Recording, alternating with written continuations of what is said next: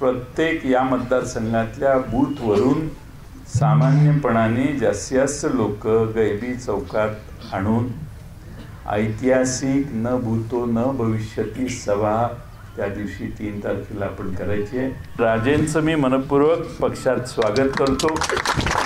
3 तारखेला अधिकृत प्रवेश त्यांचा होईल। त्या प्रवेशानंतर कागलमध्ये पुन्हा एकदा शरद पवार राष्ट्रवादी काँग्रेस पक्ष दिमाखाने डवलायला लागेल। महाराष्ट्रातल्या भगिनींना संरक्षण देण्यासाठी महाराष्ट्राचं सरकार अपुरं पडतंय।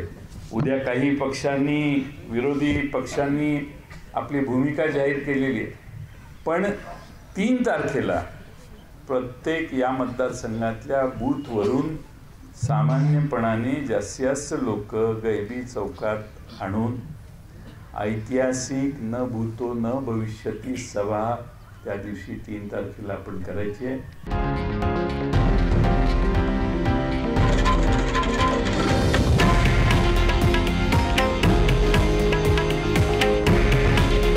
हे आहे देशातील नंबर 1 न्यूज नेटवर्क आणि आपण पाहत आहात TV9 मराठी। काळजी तुमची, हित महाराष्ट्राचं।